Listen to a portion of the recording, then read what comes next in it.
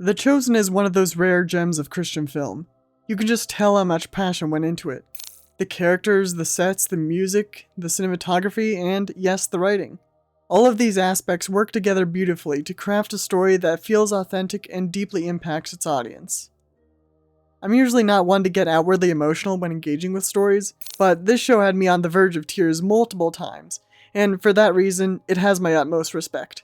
There's a lot here that aspiring Christian storytellers can gather from to help make their stories better. But for this video, I wanted to specifically look at how The Chosen uses foreshadowing and cultural osmosis to tell its story. But before we begin, I will throw out a spoiler warning for those of you who are not yet caught up with Season 4, since that is what I'll be discussing most. Though it's not like I can stop you if you want to keep watching. But for those of you who have not watched The Chosen, I encourage you to pause this video and go watch just the first episode before continuing, to at least get a taste for it. The entire show is free to watch at thechosen.tv and is available on a variety of streaming platforms. Trust me when I say, you won't regret it. Okay? Good. Let's get into it then. There are many ways to tell a single story. The four Gospels, for example, give us different perspectives on many of the same events. One of the things that I've noticed while watching The Chosen is how it uses the audience's prior knowledge of these stories to build suspense. Even in small moments, like in Season 2, Episode 4, where Jesus passes by a group of criminals being crucified. It speaks for itself. We all know what the implication is because we know how the story goes. This use of foreshadowing is especially prevalent with the character of Thomas. If you've read the Gospel according to John, you know that Thomas is the one who doubts Jesus' resurrection, despite the testimony of his fellow disciples. He refuses to believe until he has seen him alive and felt his wounds. While watching The Chosen, this thought is constantly at the back of your mind whenever you see Thomas on screen, since it is his defining character moment in the Gospels after all. Since the Gospels only give us a small insight into who the disciples are, The Chosen has to take some creative liberties to fill in the gaps in our knowledge to make the characters and story come to life, for the purposes of a multi-seasonal historical drama. One of the ways that this is done here is with the character of Rhema, a fictional character invented for The Chosen. She is one of Jesus' female followers and Thomas's fiancée. Initially, it may seem like an odd choice. Why give Thomas of all characters a girlfriend not mentioned in scripture? Well, it all becomes quite clear in Season 4. Major spoilers ahead, by the way. Again, you've been warned. This is when Thomas and Rhema start talking seriously about marriage and their future together. And let me tell you, when I watched Thomas give Rhema that sundial and declare, "We'll be together until the end of time," I knew immediately what was about to happen. Everything comes to a head at the end of Episode 3 of Season 4 when Rhema is stabbed and killed by Praetor Quintus. This is what ultimately leads to Thomas's doubt, as Jesus does not resurrect Rhema, despite being perfectly capable of doing so. Of course, there is a reason Jesus allows this to happen, but Thomas just can't understand.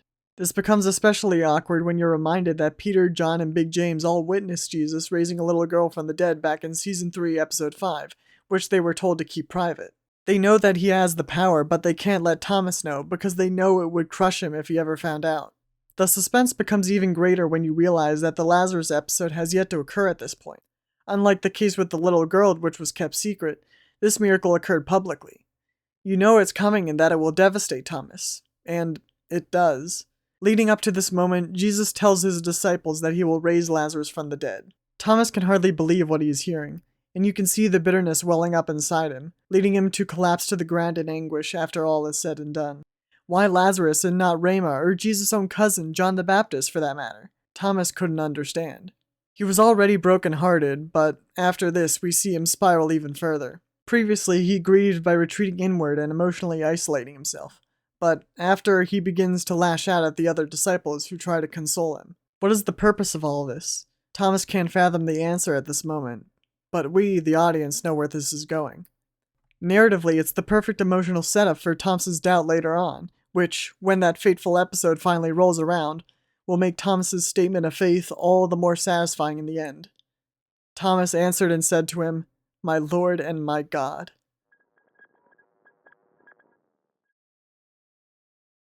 Going back to Lazarus for a moment, we see a ton of foreshadowing surrounding him as well, which we've already gone over a little bit already. Lazarus' story also comes from the Gospel according to John. He becomes sick, dies, and is raised from the dead a few days later when Jesus visits the tomb. When we see Jesus and Lazarus bantering and playing games at the New Year's festival, that not so insignificant fact is constantly at the back of your mind. This guy is going to die and then be raised to life again. In Season 4, Episode 5, we see Lazarus begin to succumb to illness. He puts on a smiling face and acts like nothing's wrong, but we see that Jesus obviously knows what's up, and what's to come. In Episode 6, Jesus and the disciples travel to Jerusalem for the celebration of Hanukkah. On the 4th day, Jesus receives a letter from Bethany, which, upon reading, he immediately crumples up. The letter reports that Lazarus has fallen grievously ill, and Jesus resigns himself to his room for the night. On the final day, he receives another letter. Based on his reaction, it doesn't take much guesswork to conclude that this letter bears the grim report of the death of Lazarus, which Jesus eventually reveals to the others. The plot beats here are primarily derived from John chapter 11, in which the story occurs. In Episode 7, they travel back to Bethany. Lazarus' sisters, Mary and Martha, are in mourning, and we get one of the shortest verses in the entire Bible. Jesus wept. If you read the original story, of course you saw this coming. It was only a matter of when. In this moment, we see the grief that he was going through, and how much it pained him that this had to happen. He knew that Lazarus was going to die and that his family would be grieved for 4 days until his arrival. Now Jesus, being God in the flesh, could have healed the sickness instantly, as some of the disciples point out after the fact. He could have resurrected him from afar just a few days earlier. Even knowing that Lazarus would be fine in the end, it still weighs heavily on Jesus that all of this grief and pain had to take place. But it all has its purpose in the grand scheme of things. Because of this public miracle, many believe that Jesus is who he says he is. However, this would also be a pivotal moment that sets in motion everything to come thereafter. The Pharisees, hearing of this, become dead set on getting rid of Jesus. And unique to the story of The Chosen, Thomas is devastated, as we've already touched on.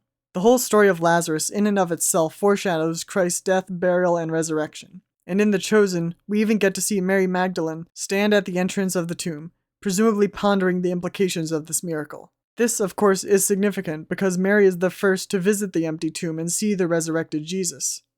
It's not just foreshadowing. I'd say it's downright poetic.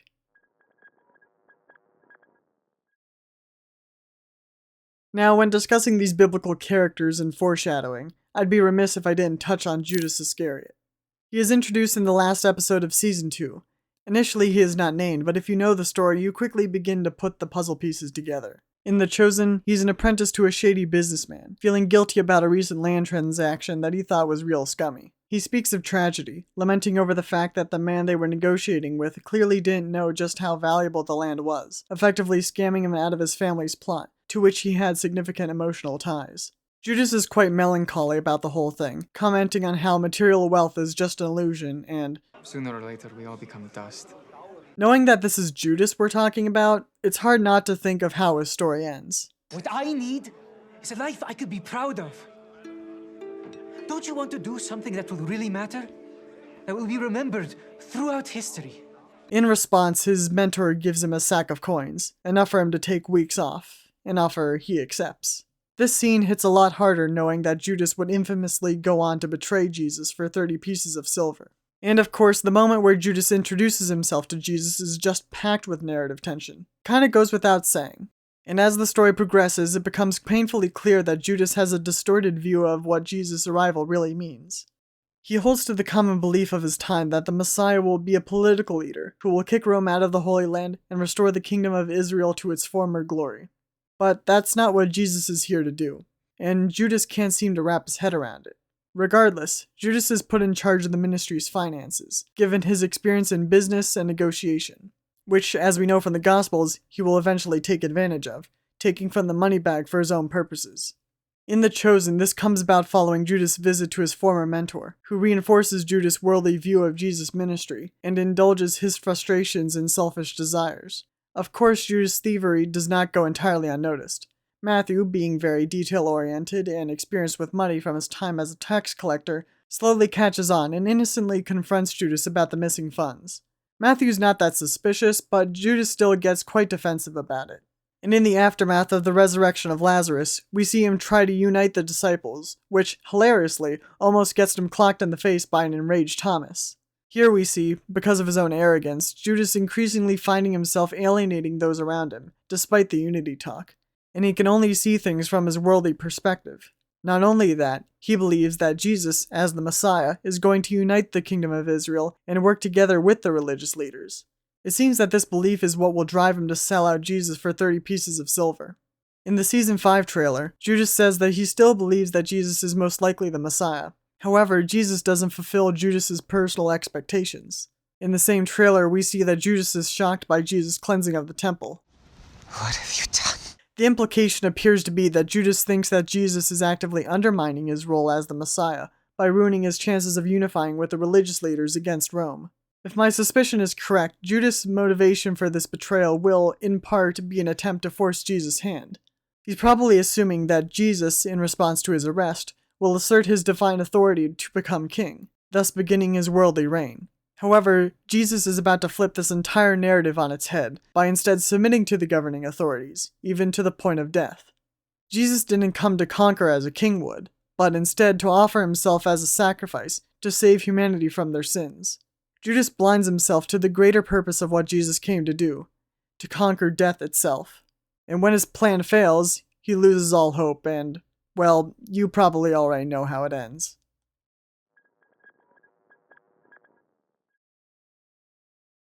Foreshadowing is more than just a trope. It's a tool in a writer's toolbox. It sets our expectations and can establish the tone of a story. It can create tension, contextualize future plot points, and add depth to a story when utilized effectively. And when you're dealing with a well-known story like that of the Gospels, these little hints of what's to come mean a lot, and this show wouldn't be the same without them. Now, I've only scratched the surface here when it comes to foreshadowing in The Chosen. These are just some of the most obvious, most impactful examples that we've seen so far.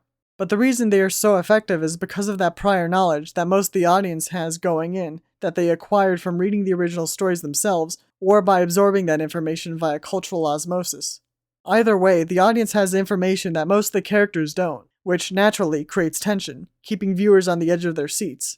This is what we might call Hitchcockian suspense, a type of narrative suspense that filmmaker Alfred Hitchcock was famous for, hence the name. He once gave an analogy of a bomb hidden under a table that is set to go off in 15 minutes. By letting the audience in on this detail unknown to the characters, you create suspense leading up to the explosion.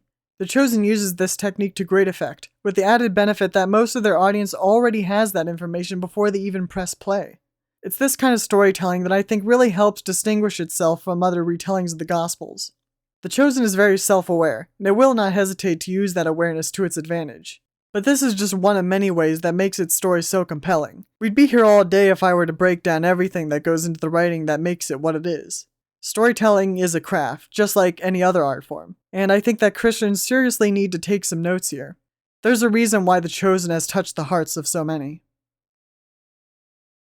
So yeah, congratulations on making it to the end of the video. Of course, it's no coincidence that this video will go live in time for the premiere of Season 5, which I'm quite stoked for.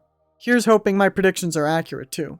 If you made it this far, comment below who your favorite character is in The Chosen. That is, aside from Jesus, because that's way too obvious. Personally, my favorite character is Matthew. He's just so awkward and endearing. I mean, how can you not love him as a character? Anyway, if you enjoyed what you've seen here, consider liking the video and subscribing. Every bit of support means a lot, especially since I'm just starting out here on YouTube. Anyway, that's all from me for this video. Have a blessed day, and Godspeed.